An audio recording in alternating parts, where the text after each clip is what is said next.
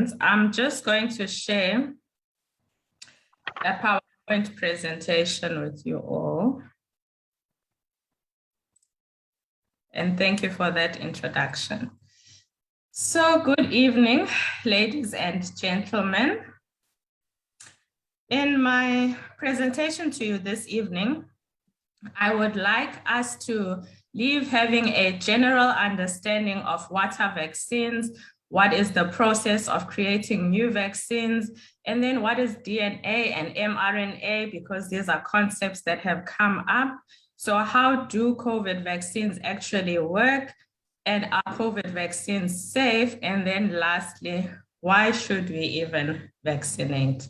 So hopefully this will answer that question of medical innovation. So when we think what are vaccines? Vaccines are biological products. So we can think of them as medicine because medicines are drugs or other compounds used for the treatment or prevention of diseases. Biologic products are substances that are produced by cells and living organisms. So this topic of vaccines, it bridges multiple disciplines in the field of medicine. This includes microbiology, which is the study of microorganisms, infectious diseases, immunology, which is the study of the immune system, as well as immunopharmacology, which is the study of drugs and drug use to affect the immune system and diseases of the immune system. So when we think immunity, immunity is the ability to resist harmful microorganisms. There is non-specific immunity and specific immunity.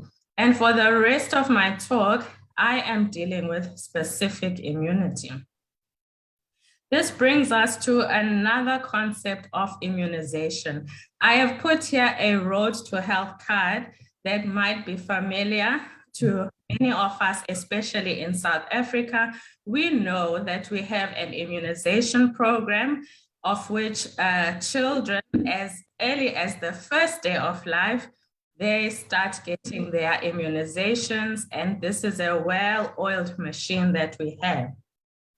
When we think of immunization, we can further subdivide this into two types of immunization. There is passive immunization. That means there is a transfer of immunity to a host, and a host is a person. This we do by giving the person a drip, usually, of immunologic products like antibodies. So now antibodies are things that we would have heard about since it's the buzzword with COVID. But in particular, you may have heard in the news that there's a rabies outbreak in the Eastern Cape. So if one is not having immunity to rabies and they present with the disease of rabies, they can have a transfer of immunity by being given antibodies to rabies via a drip. So that is passive immunization. But we are more interested in active immunization. This is the subject of our talk this evening. So active immunization is the administration of an antigen into a host. I will explain what an antigen is. We do this to induce immunity. And this whole process uses the person's very own immune system to build their own immunity to the antigen. Now, this picture might look daunting, but it's actually just a snippet of the immune system of us as people. And so I'd like to draw your attention to this purple bean. This purple bean is a pathogen. A pathogen is a microorganism that causes disease. So this can be a virus, in our instance, COVID virus. But if you look on this pathogen or virus, there are some things sticking out from this virus. These are the antigens. So antigens are the parts of the virus that interact with our immune system. So our immune system is unable to detect a whole virus because also remember our immune system is multiple cells and structures that work in concert. So these antigens, the parts of the virus that are detectable to our immune cells, get to communicate with cells and structures in our immune system. It is a myriad of reactions that will eventually lead us to these wonderful things called antibodies that are produced. And to top it off, you also have memory cells. So this helps you in that this process can now work from the right back to the left. So when this pathogen enters you, you already have antibodies, and then these are the structures that will work with other cells in your immune system to dispose of this pathogen or disease-causing organism. So how do we get to the jab in the arm? Well, there are three main approaches to making a vaccine. You can use a whole virus or bacteria. For the purpose of our discussion, we are thinking virus. So you can use a whole virus, antibodies and other cells for them to fight this infection, or you don't give the whole virus, but you just give the parts of the virus that trigger the immune system. So these are the antigens. So you can also just present the person only with the antigens, and this will trigger the immune system.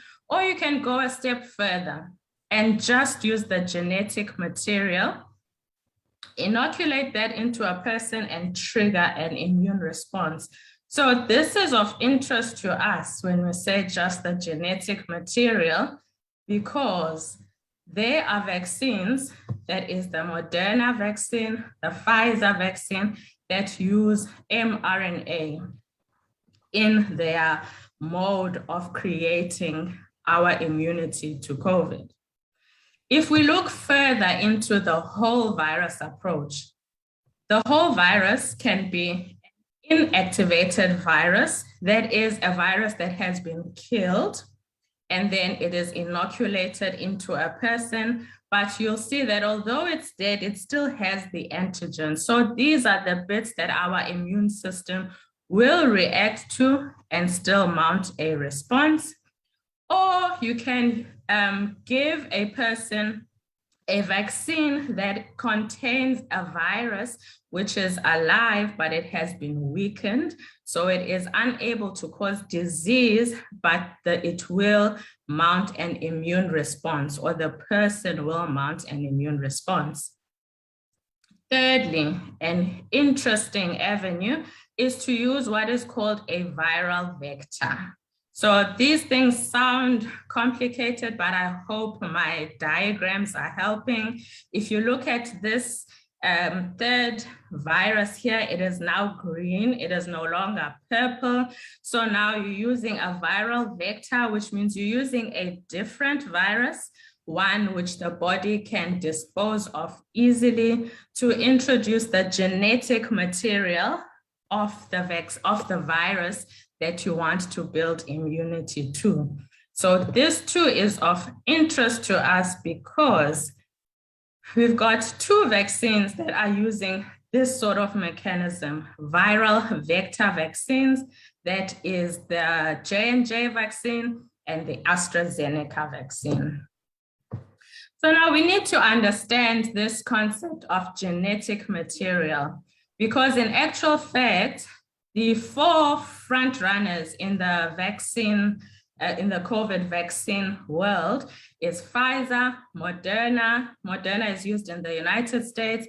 J&J, we've got that in South Africa with Pfizer. And then AstraZeneca, we almost got it, but our neighbors are using AstraZeneca. And so all these vaccines do use genetic material. So we need to understand what is DNA. DNA is the code. It is the code that gives you all the characteristics that make you you. It is the things that determine, for example, your skin tone, your height, your eye color, all the things that make Nomzi. It comes from my DNA. So I am born with this code to make me. And we find this DNA in almost all cells within our bodies. But now DNA is a code. For our bodies to use the DNA needs to undergo a process called transcription. So transcription takes the DNA and converts it to mRNA.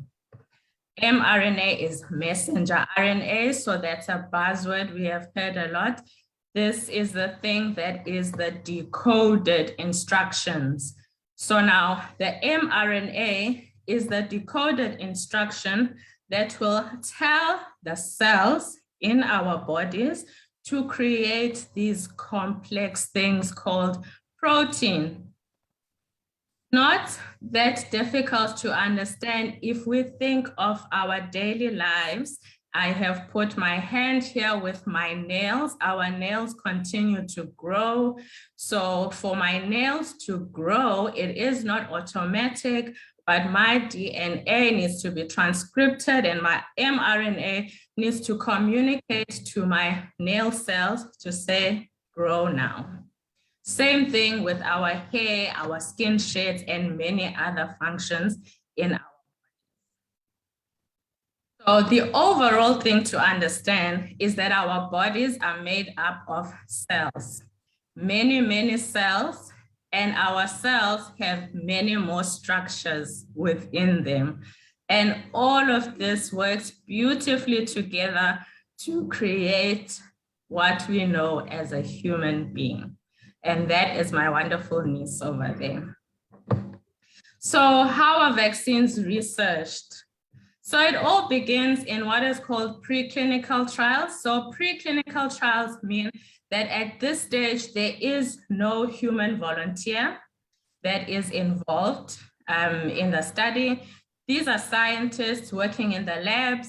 They are determining the ingredients of how to make this new drug or vaccine in our case, and to put together all the ingredients to make this new compound, I will call it, this new compound or drug. And then the next step is to use animals. So we inject these compounds into animals, and then we observe and do many tests on the animals to see what is the response to this drug. And then once a drug has passed all of these levels, then it is able to move on to the now human involving part of the studies. So this is called clinical trials. So clinical trials have different phases. It's 3 phases. The first phase, it's a small group of people, usually healthy people. So this is people without any comorbidities, usually young, fit, healthy individuals, maybe a few dozen, maybe say about 80 people. They volunteer to take this new drug, and then these scientists and clinicians are able to establish what is the correct dose and what is the correct response of now humans to this drug, and is this entity safe? Once that phase has been passed, we move on to phase 2. In phase 2, there are hundreds of volunteers now, so it's a bigger group of people. And at this stage, these volunteers are representing the intended recipients of the drug. So this time around, it is not just healthy individuals, but the volunteers this time around will include people with a variety of different comorbidities, be it HIV, be it hypertension, diabetes, cholesterol, asthma, all sorts of conditions, all different ages, all different race groups, trying to emulate your target market for this drug. And again, safety and drug response are key. Once this stage is passed, then we move on to the final stage. Now, us as doctors, we get excited We are in a phase 3 trial. Now there are thousands of volunteers. And at this stage, the volunteers are divided into 2 groups. One group will receive the drug. The other group will receive what is called a placebo, which means there is no active ingredient in that drug that they are getting, but the volunteers, they don't know. So you don't get told whether you're getting the drug or the placebo, and this is to determine the effect of the drug against the disease. And again, it's looking at the safety of the drug. So at the end of all of this, the clinical trial is concluded. The new vaccine is found to be effective and safe. Now we move on to registration. And in South Africa, the regulatory authority is SAHPRA. They now assess all the data, everything that was done in the studies, everything known about this drug, and they give their approval once they are fully satisfied that everything has been conducted correctly, everything is safe, and then they are able to give their ruling to say, yes, this vaccine can be used, and these are the conditions that we give. So these are all things that the public didn't necessarily know, but SAHPRA is the regulatory authority that determines each and every medicine in the country. So they are the ones that determine what you can get at a garage shop, what you get at a supermarket, what's in the pharmacy, what's behind the counter on prescription, and all these different factors. So now if we move on to the actual vaccines, I'll talk a bit only about Pfizer and Johnson & Johnson because those are the vaccines that we are having in South Africa. So the Pfizer vaccine, the study volunteer intakes concluded in November of last year. And so the study was concluded in December. And in total, they had more than 43,000 patients aged 16 years and above. This was a multinational study involving 4 countries, and South Africa had less than 1,000 people that volunteered. So I've just listed them from the country with the most number of volunteers to the least. So in the end, the results showed that this vaccine reduced the occurrence of COVID-19 after the second dose by 95%. So I've put it there 52% after the first dose. So this trial was designed to be a 2-dose study. So it was always meant to be a 1 dose, and after that 21 days, second dose. And then they found that the occurrence of severe or critical COVID was reduced by 90 to 100%. So the study is concluded, but a clinical trial doesn't just end there. People the volunteers now is who I'm talking about, continue to be followed up for a period of 2 years. So at the end of the 2 years, then they will release their experience over the 2 years. So every few months, they do publish what they are finding. And this is how we will determine how long the immunity lasts. So how does the Pfizer vaccine actually work? The vaccine uses mRNA technology. So the interesting thing is that mRNA technology is not new, as in everything was done in 2020. No, this is technology that has been available and being developed since 1990. But the real difficulty, because we said these are components from living organisms, so the challenge has been how to preserve that mRNA. So if you have this drug or vaccine with mRNA, how do you preserve the mRNA so that you are able to get this instruction code to your target cell for your drug to do what it needs to do? So the game changer has been these lipid nanoparticles.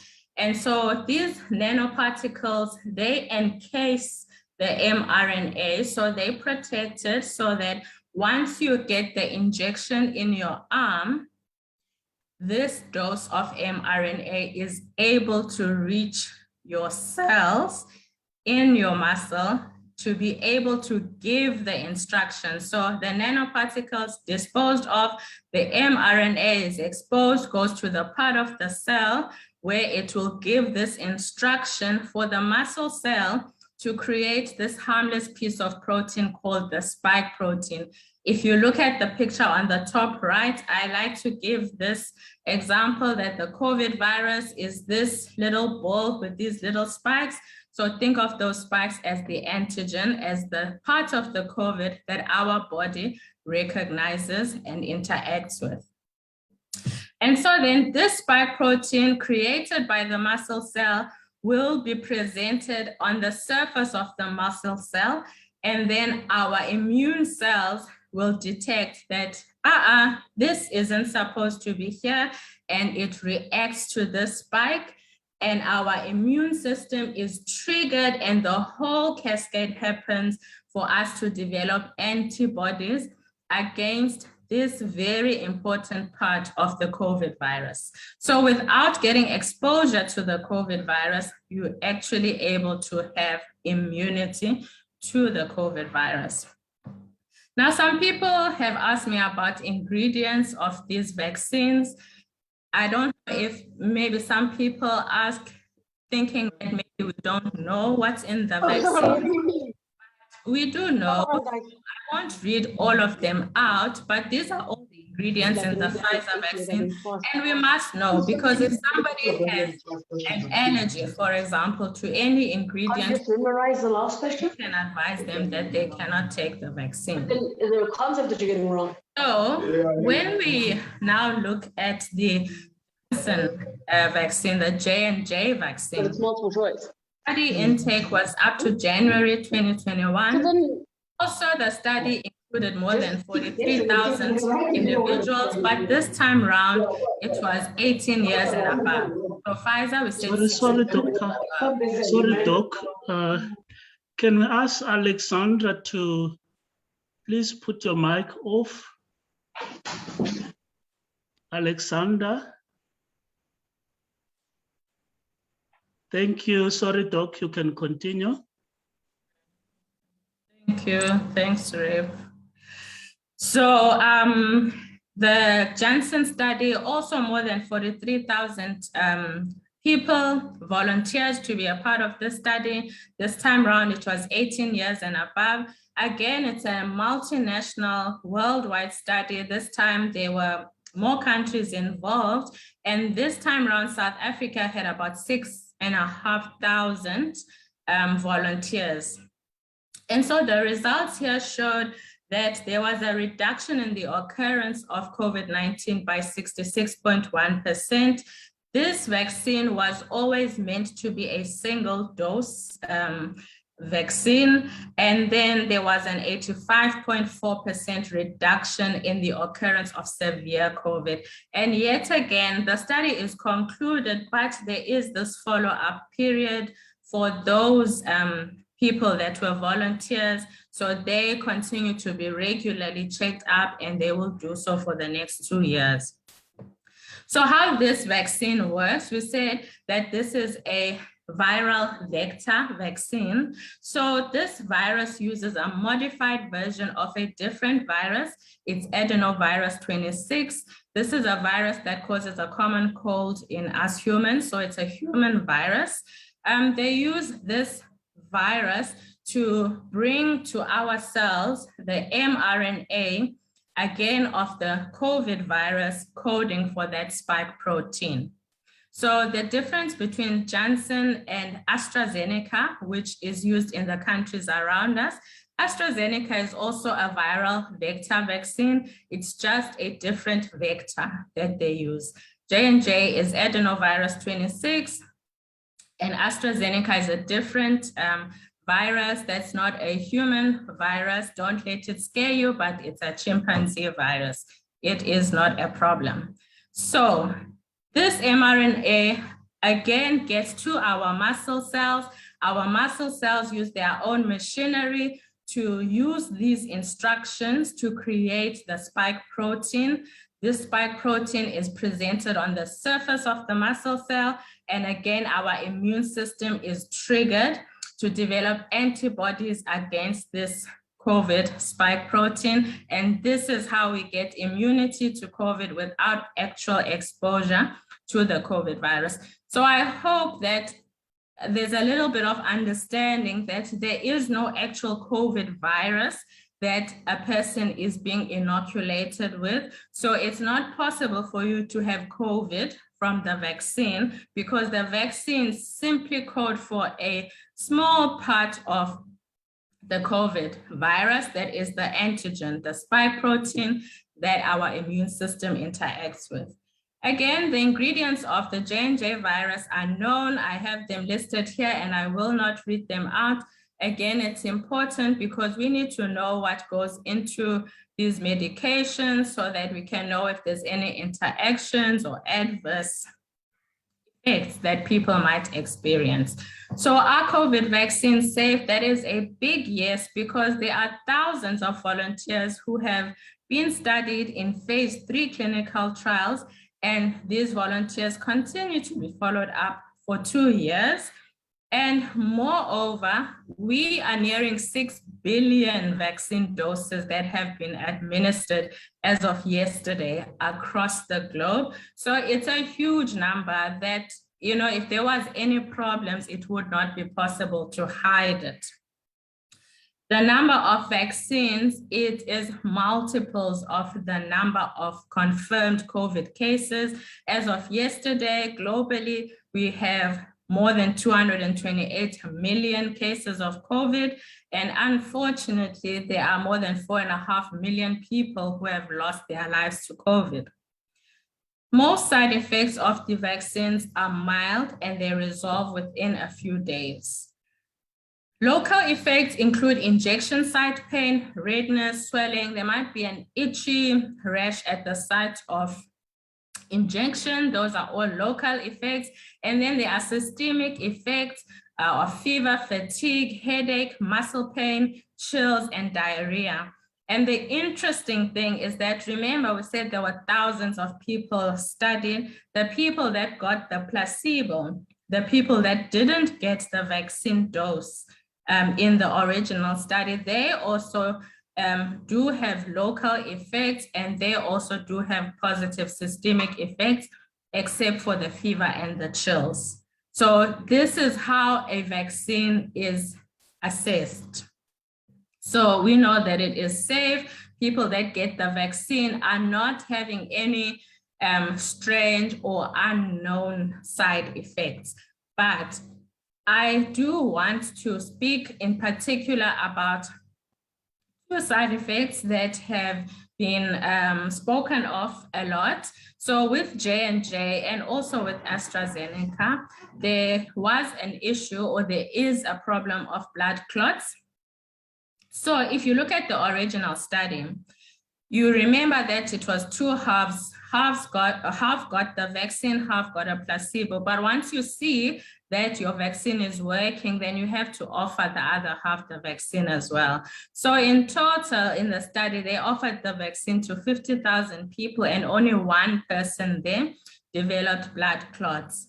And then during the implementation of vaccine rollouts in April of this year, there were 6 people out of 7.2 million people that had received the J&J vaccine. There were 6 people who developed blood clots.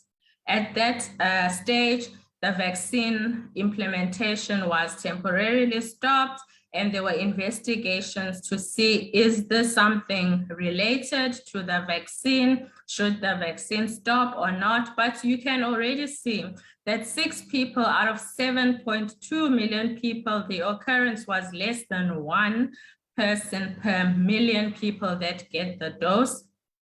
These patients develop low platelets and blood clots, but there was no causal link found between the vaccine and the issue of clotting. And so this is why the vaccine rollout has continued, and there hasn't been a major issue of blood clots. In terms of what is happening in the body, it looks like an autoimmune reaction, which means the people's own immune system is mistakenly fighting their own blood cells, and this gives rise to this issue of clotting. So who's affected by this issue? It is mostly women aged 18 to 49 years. And the overall risk in the real world data in the millions of people who have received the J&J vaccine has been found to be even less than in the study. And so the benefit of vaccination far outweighs the risk of having a blood clot. It is an extremely rare occurrence. The second issue is myocarditis with the Pfizer vaccine. So myocarditis is a very rare condition that causes inflammation of the heart muscle or the layer around the heart.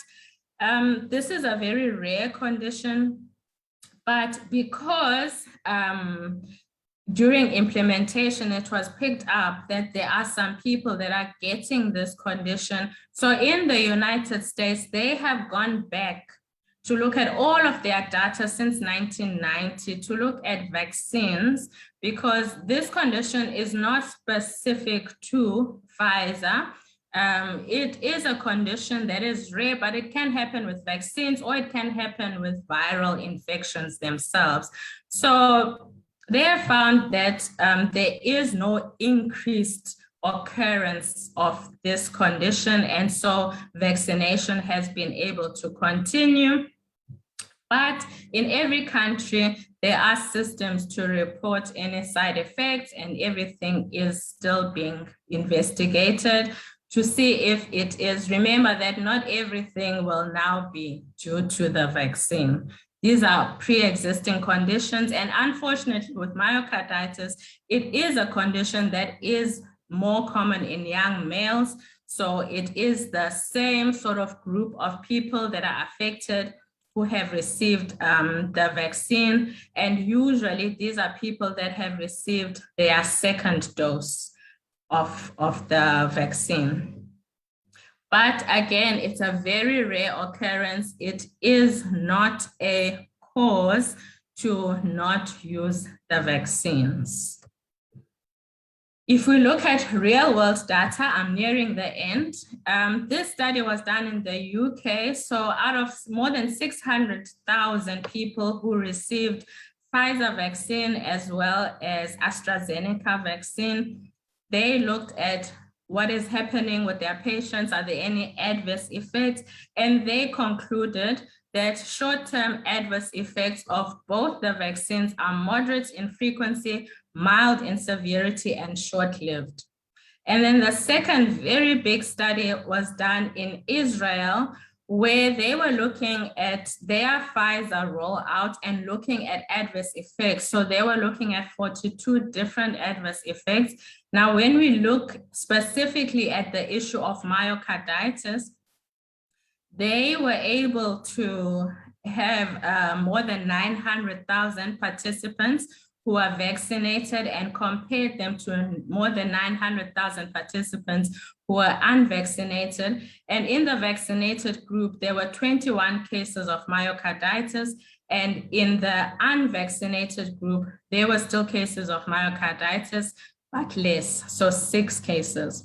So they have determined that their results actually showed that the SARS-CoV-2 virus, the virus that causes COVID-19, it is itself a very strong risk factor for myocarditis, and it is also substantially increasing the risk of multiple other adverse effects.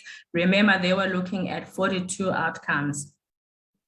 So the vaccine is not associated with an elevated risk of most of the adverse events examined, but as I have shown you, there was an excess risk of myocarditis. So who should not take the COVID vaccine? People with allergies. And allergies are hypersensitivity immune reactions that are caused by exposure to a specific antigen.